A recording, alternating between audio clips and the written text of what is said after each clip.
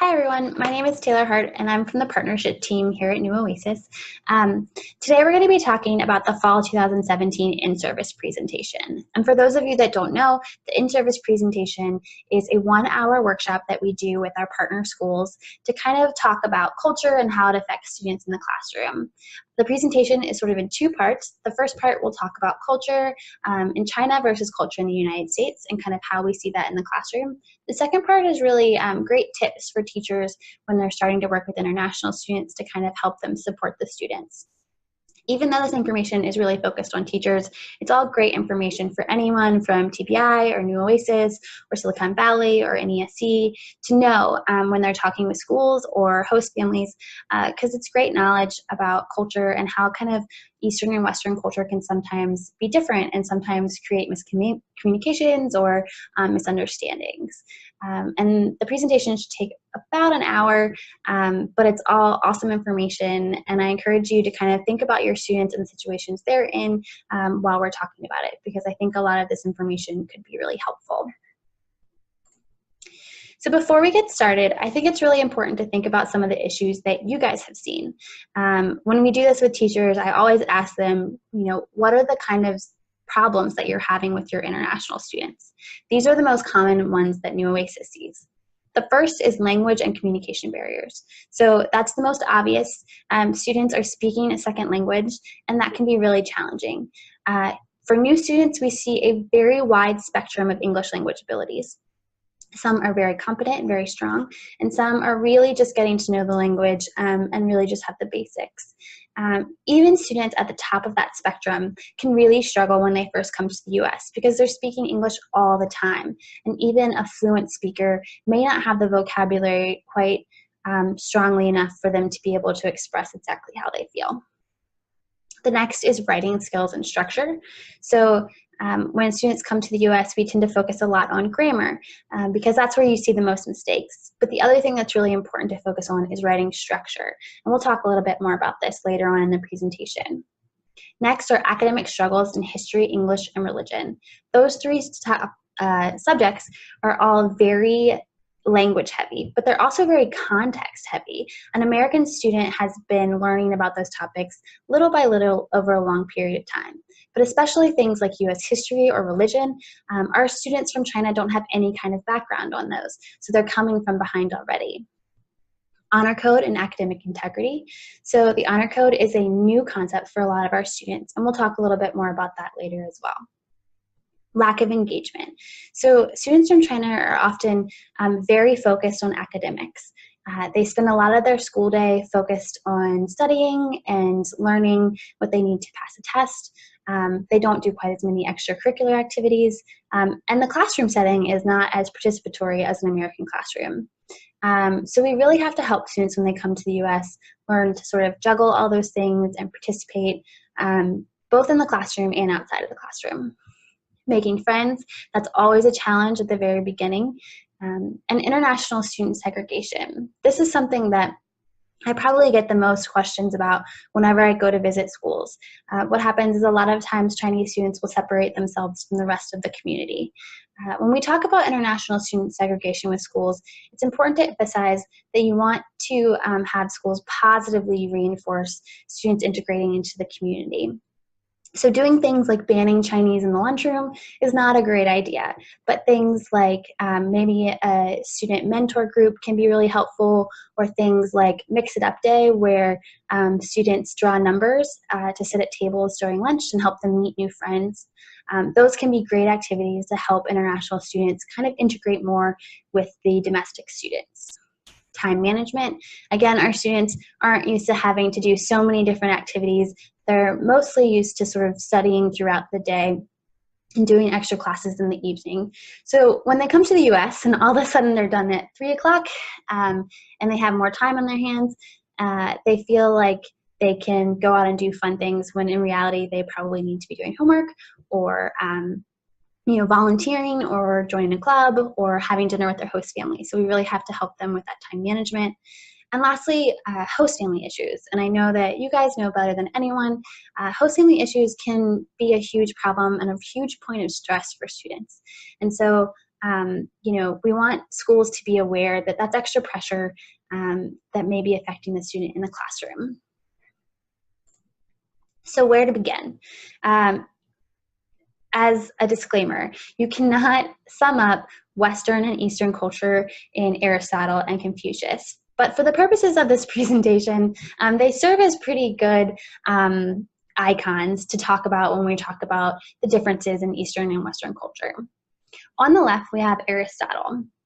And below there's a quote that says, "To find yourself and think for yourself." Aristotle is a Western philosopher, and in that quote you see sort of this idea of the individual and emphasis on the self. And you even see that in the artwork. So in this Greek urn, we have a picture of one person battling two. There's emphasis on individual success, and that has sort of permeated its way through Western culture, and we see that in America quite a bit even today. On the other side, we have Confucius, and he said, "He who acts with a constant view of his own advantage will be much murmured against." So here you see sort of this discouraging of the individual. Confucius really believed in these 5 relationships, and they were ruler to ruled, father to son, husband to wife, elder brother to younger brother, and friend to friend. And the idea of the 5 relationships shows that yourself really is valued in the relationship to other people. And how you relate to others is extremely important. And you see that in Eastern culture and Eastern thought. There's a lot of emphasis on the group and group harmony and cohesiveness of the group. And you see that in this painting as well. For those of you who have been on the trip to China with New Oasis, sometimes we'll go to this art gallery in Xi'an where this painting is. And when you learn about the history behind this painting, it's very political. There's not a lot of group harmony, but what the author depicted, or the artist depicted, is these very beautiful women. There's birds chirping in the background. It's a very beautiful scene, but in reality, there's a little bit more going on. You have to kind of infer a lot more than what you would with the Greek urn.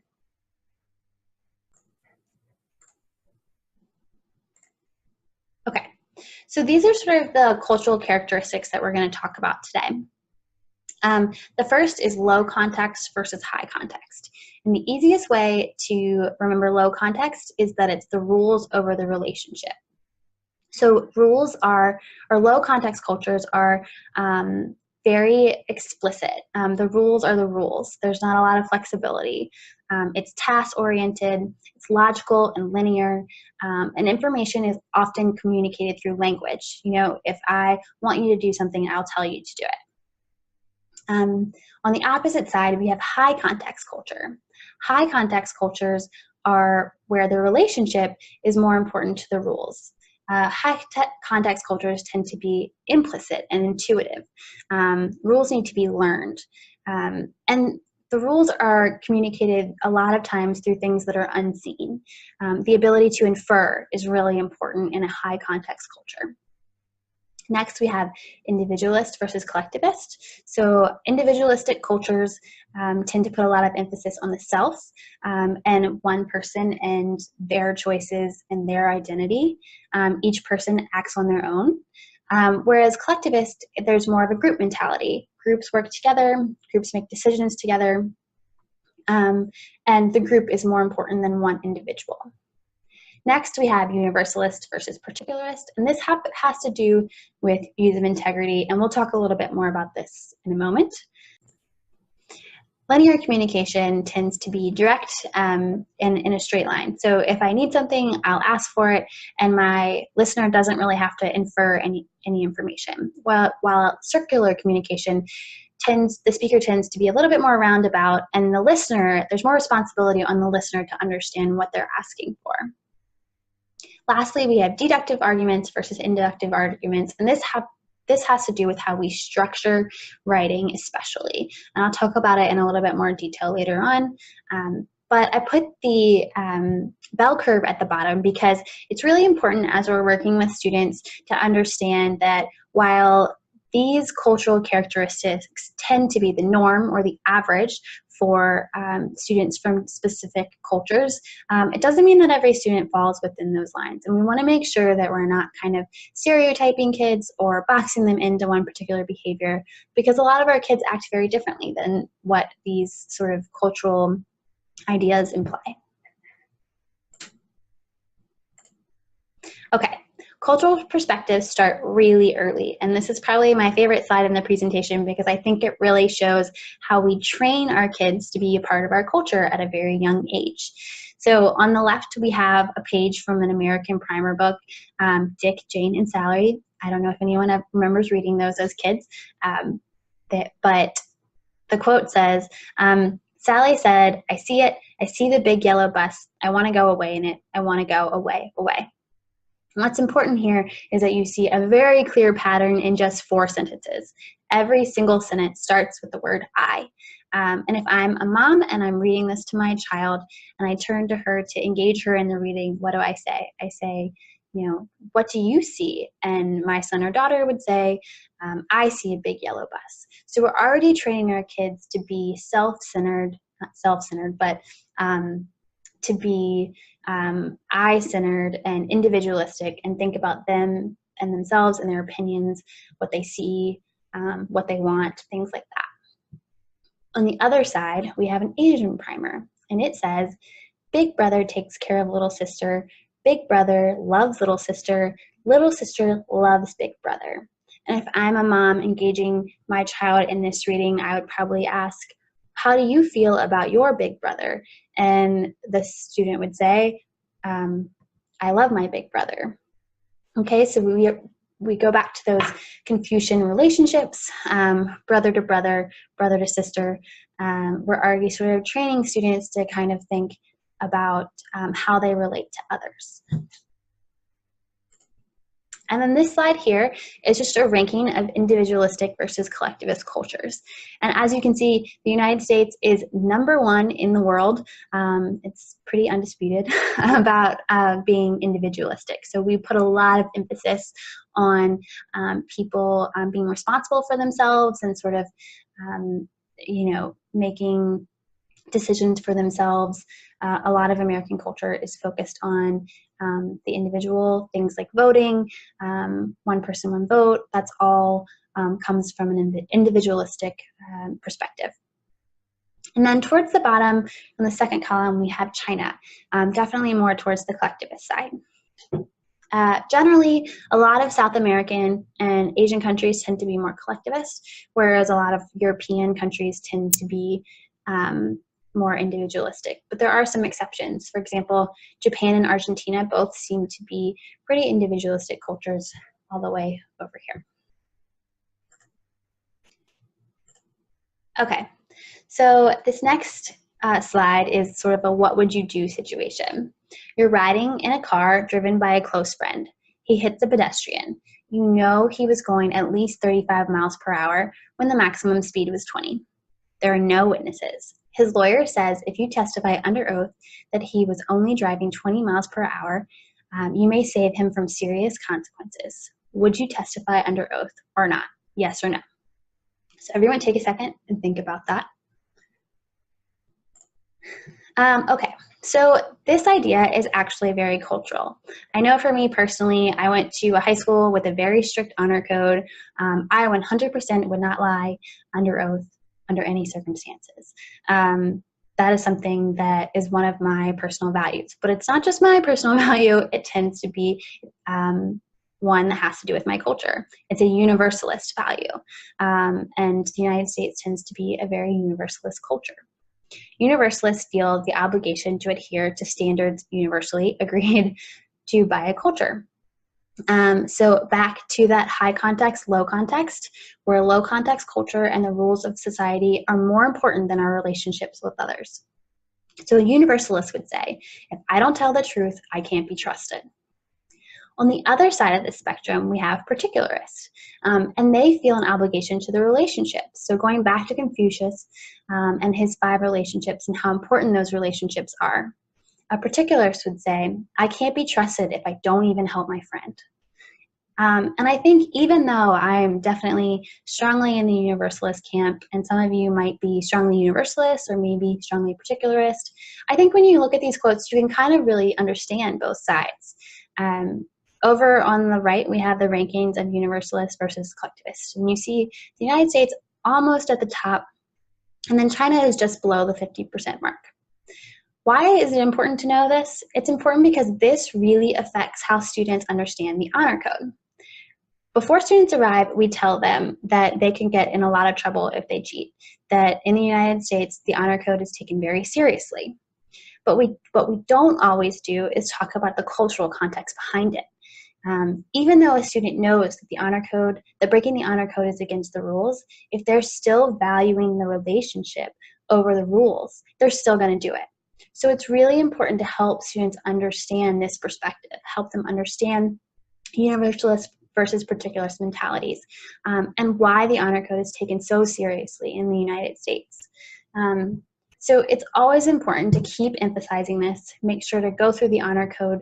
And I always encourage schools to even do sort of situational examples. You know, if you come to school and your friend Susie has not done her homework and she asked a copy, what do you do? Talk about this cultural behind it, talk about the consequences. It's really important to sort of emphasize those situations, talk through the whole thing so that students can really understand. And because this is so cultural, you always have to go through it with your students. You know, not just new students, but returning students. We always have to go back over the honor code. We always have to emphasize how important it is at an American high school. Communication style in the classroom. So Western cultures tend to have direct or confrontative classrooms. And when I say confrontative, I don't necessarily mean combative, but there's a dialogue that tends to go back and forth. And Eastern cultures tend to have indirect and non-confrontative classrooms. The first one here is that teachers in a Western classroom tend to value individual expression and assertiveness. We want our kids to speak up. This goes back to that individualistic idea. If a student disagrees with the teacher, that is generally okay. And as long as they do it politely, the teacher will kind of listen to their argument and then pose something to the class. That's kind of a typical American classroom. And we really believe that those kinds of discussions, that kind of back and forth, is how students learn. On the other side, we have teachers value the ability to infer what others are thinking.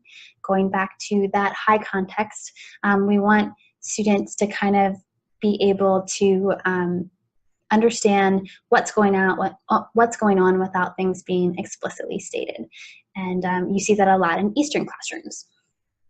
Next, teachers ask students questions with no right answers a lot in a Western culture. It goes back to that idea of discourse and debate. We want kids to learn from each other. We want healthy debate and healthy discussions in our classrooms. But on the other side, we have teachers ask questions with known answers. In most classrooms in China, teachers will be looking for one specific answer. And this is really important for us to know because a lot of times our students will be really nervous or stressed when they have a question posed from a teacher that is sort of open-ended because they want to make sure that they get the right answer. But in reality, there is no right answer. We just want to hear their opinion. And that takes a long time for a student to get used to. On Western cultures, information flows back and forth between the students and the teachers. So back to that really healthy debate, that's something American teachers always encourage. But in Eastern cultures, information flows from the teacher to the student. So it's this idea of the banking method of teaching when teachers kind of deposit information into a student's brain. Next, silence suggests that students don't understand or are bored in a Western culture. If you've ever taught in an American classroom, you know that feeling when you've been talking for 5 to 10 minutes and then you ask if there are any questions and the students kind of stare back at you blankly and you know something has gone horribly wrong and you really need to probably go back over something, get their attention back and restate probably what you said because it probably didn't get through. But it's very different in an Eastern culture. Silence generally signals respect and acceptance for what has been said at the end of a lecture. And then lastly, and most importantly, here in the US, seeking help from a teacher is encouraged. Whereas in an Eastern culture, seeking help from a teacher, it's not necessarily shameful, but students are really responsible for doing their own learning, for mastering the material. Here in the US, we provide students so many opportunities to go to their teachers for help. Whether it's during class, after class, through email, through special conferences, things like that, office hours, things like that. Teachers really want students who are confused to come to them. They want to help them. They want them to understand what they're teaching in class. And a lot of teachers will go above and beyond to really make sure that their students are able to master the material. And that's something that we have to constantly reinforce with our students from China, that going to the teacher is okay, that ask for help when you need it. Don't just struggle quietly. It's something that has to be constantly reinforced to students so that they feel comfortable and know, it's not unusual in an American classroom to go to a teacher for help. Students are doing that every day. Okay, communication styles in writing. Writing communication styles are also very different. Here in the US, we tend to use a direct writing style, which is logical and linear, and explicitly states the larger picture, and then leads from one idea to another. So it tends to be deductive. So we start with our theory hypothesis, then we sort of give our evidence, and then we give our conclusion or confirmation. In Eastern culture, their writing tends to be indirect with spiral discourse. It's sort of the breadcrumbs method, where they kind of give information piece by piece and then kind of lead you to the conclusion. And this writing style tends to be inductive. So an example of a deductive argument would be, I think when it's cloudy, it rains. I think that because 2 weeks ago it was cloudy and it rained. Last week it was cloudy and it rained. Today it was cloudy and it rained. So I think when it's cloudy, it generally rains. The inductive argument would be, 3 weeks ago it was cloudy and it rained. 2 weeks ago it was cloudy and it rained. Yesterday it was cloudy and it rained.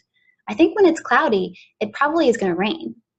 So you can kind of see the difference between those two arguments, the structure of those arguments in both examples. I gave this presentation to one of our Chinese staff before I gave it to the schools, and her response to the slide was, "Oh, that's so true. In American writing, you always spoil everything," which is 100% true. It doesn't really make that much sense that we say exactly what we're going to prove before we actually provide any evidence. But students really need to understand this. They need to know how to write, because oftentimes our students go off to American colleges, and that is how their professors will grade their papers. So we really need our students to be able to write in this deductive style in order to be successful. Some tips that we give schools in order to help students adapt the style is to provide a rubric with really clear criteria about what makes strong academic writing. Help students structure their argument through thought maps or following patterns, facilitate peer reviews, and then provide examples and explanations of successful essays. Okay, so now we're going to talk a little bit about what a Chinese classroom looks like. The Chinese school day is very different than an American school day. Students start school from 7:30 and continue to 5. They do have a bit of a longer lunch break, so sometimes you'll have students say they miss having like a nap during their lunch period, because a lot of times students will sort of put their heads on their desk for a bit, and they get a much longer break than we tend to give our students here.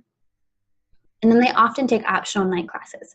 And for most New Oasis students, they are taking additional classes because they're taking extra English or TOEFL classes in order to come to the US. In a Chinese classroom, students stay together. They stay with their class the whole time, and teachers travel from classroom to classroom. So things like switching classes is new to a student.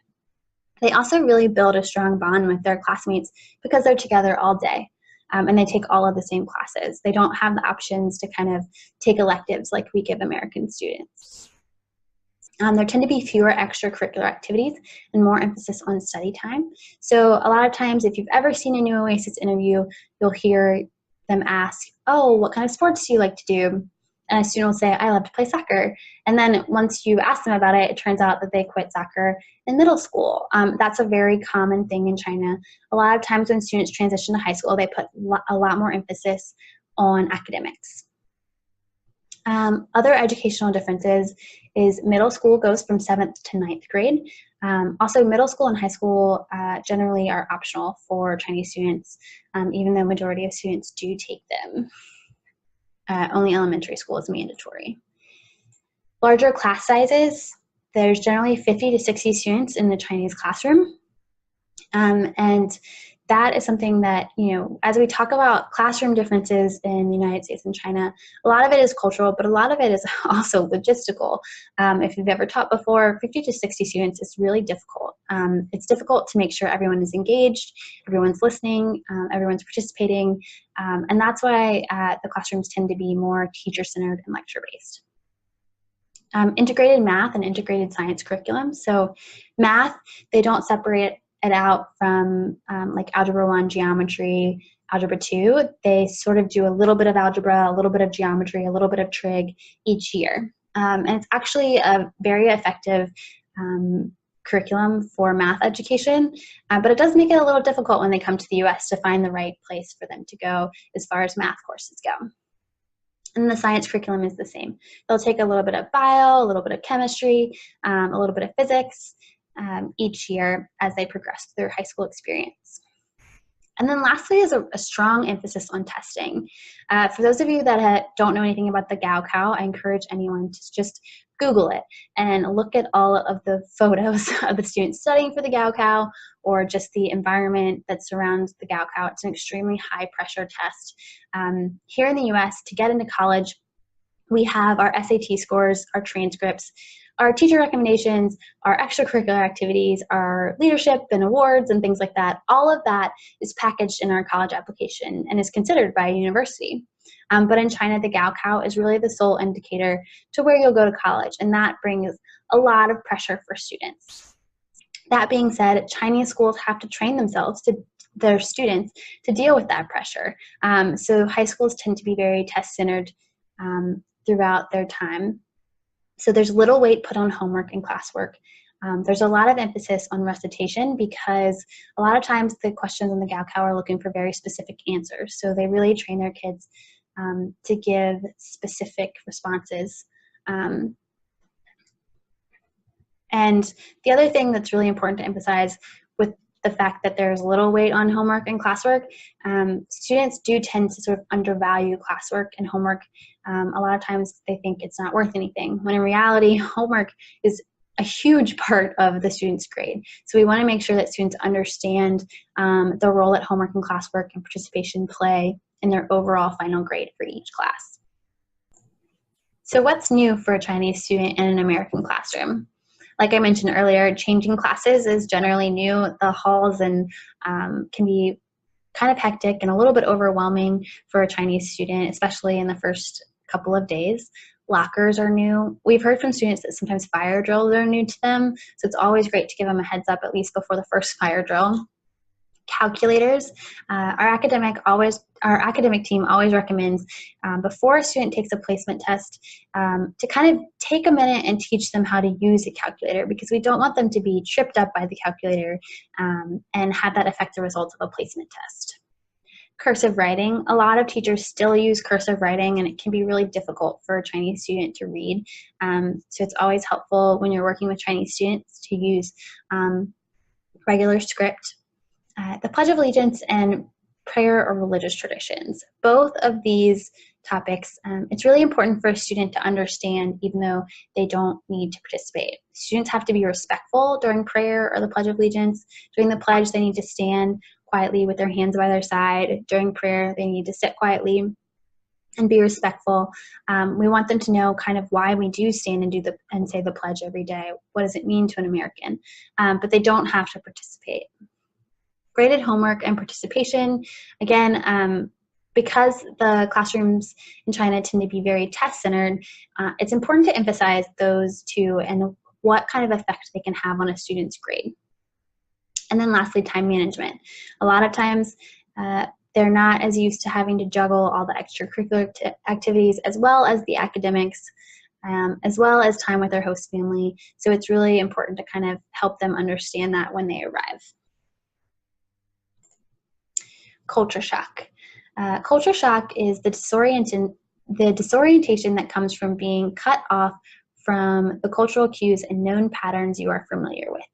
Cultural shock, I think, sometimes starts to sound like a buzzword that we don't always think as being terribly important. I think it's really easy to undervalue, but I can't emphasize it enough. Culture shock is something that affects our students every day in a very real way.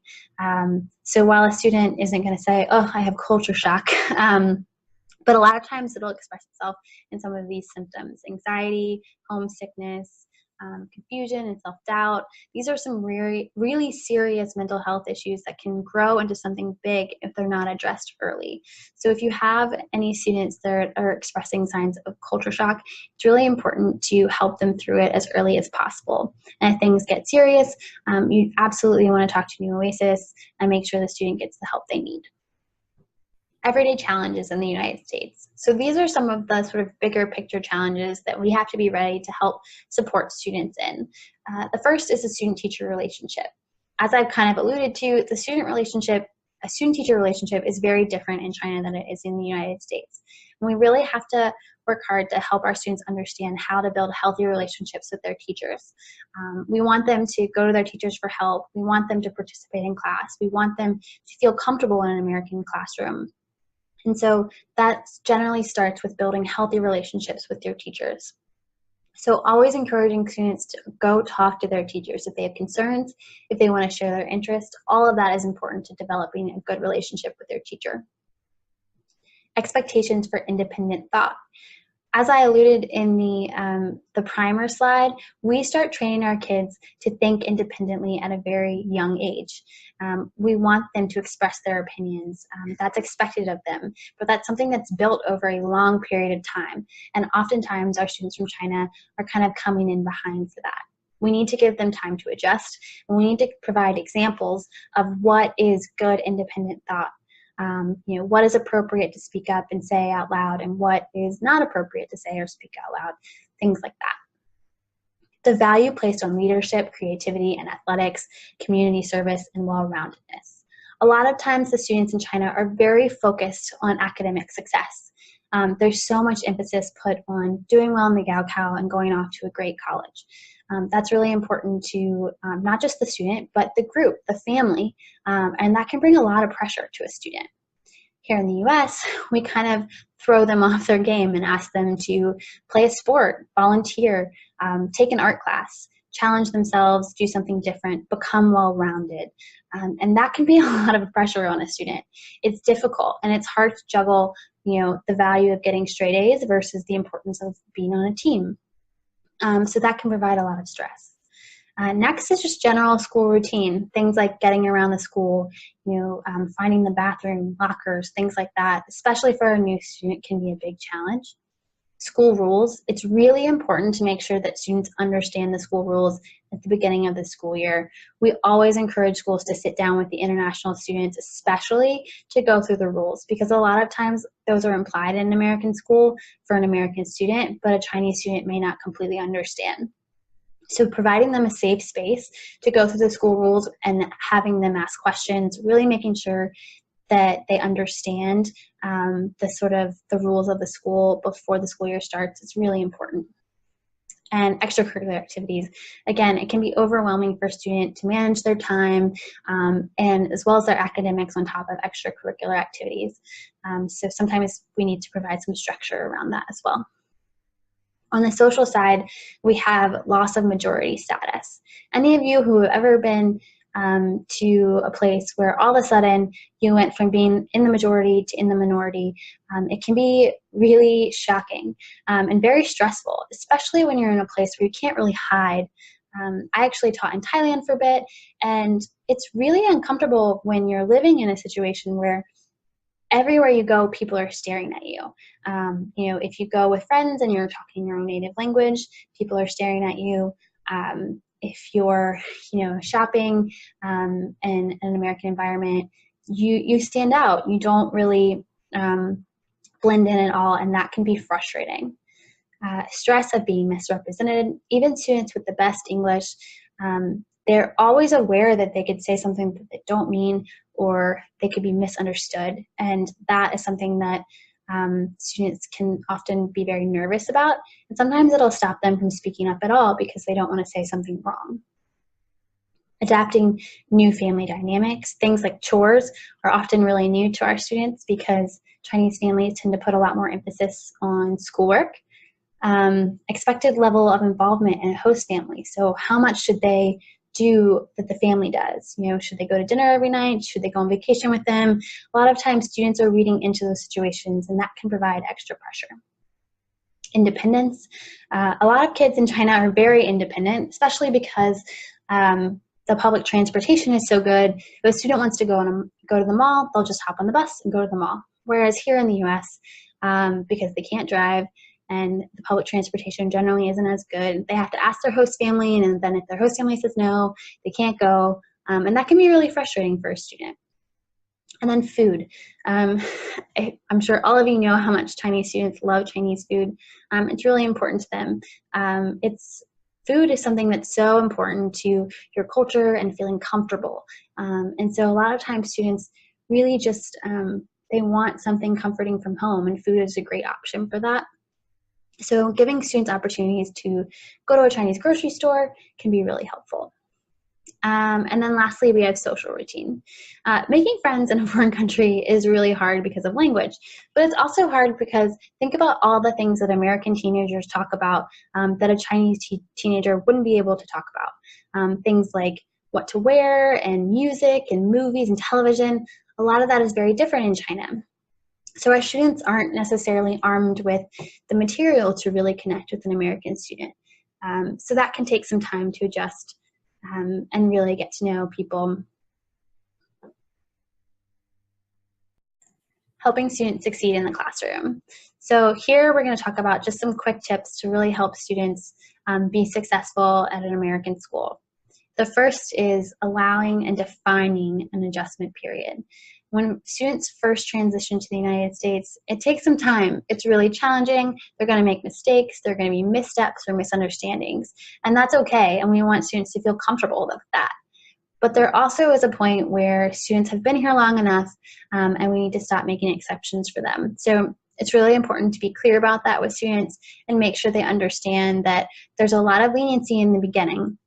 But after you've been here for one semester or 1 year, you're expected to behave like any other American student, to follow the rules as well as succeed academically just like your peers.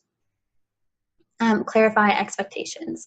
Reviewing things like the course breakdown, clarifying participation expectations, and stressing the importance of classwork and homework are really important because a lot of times students just don't understand the expectations for those kinds of assignments. So constantly going over them and reinforcing them is really important. Creating a clear translator policy. So translator policies are generally created by the school. New Oasis recommends that we let students use a translator for first quarter or first semester, and then they move to a word-to-word dictionary after that. That being said, translator policies are up to the school. But we really encourage that schools create a clear policy and that it doesn't change from classroom to classroom. It's really helpful if it's universal. It's also really helpful if schools enforce the one they have. If it's not enforced and then all of a sudden it is enforced, sometimes it'll throw the students off or confuse the students, and that's how they can easily get an honor code violation. Give students the opportunity to prepare and provide key vocabulary ahead of time. A perfect example of this is something like the Civil War. Providing them an outline really helps them catch up with their American peers that already know a good amount about the Civil War. Key words like the word secession, that's not something that we use in everyday English language, and it's not something that a Chinese student would necessarily understand. So key vocabulary ahead of time allows them to learn those words before they go into the lecture so that they're prepared and they understand when the teacher starts talking about secession, they know exactly what's going on. Presenting information in multiple formats. This really helps students learn English quickly because if they see it and they hear it, they can learn it a lot quicker. It also can help if they misunderstand, then they can kind of confirm what they heard with the writing on the board. And then lastly, facilitating small group work or strategic partnering. A lot of times our students are nervous about participating in front of the whole classroom, but small group work can be really helpful because they're more comfortable speaking up with a group of peers than a full classroom that's led by the teacher. And that is the end of the in-service presentation for 2017. We are in the process of working out the presentation for 2018. So if you have any schools that are interested, please let me know. If you have any questions about the presentations, feel free to email me. My email is todom@newoasisedu.com. Thanks. Have a great day.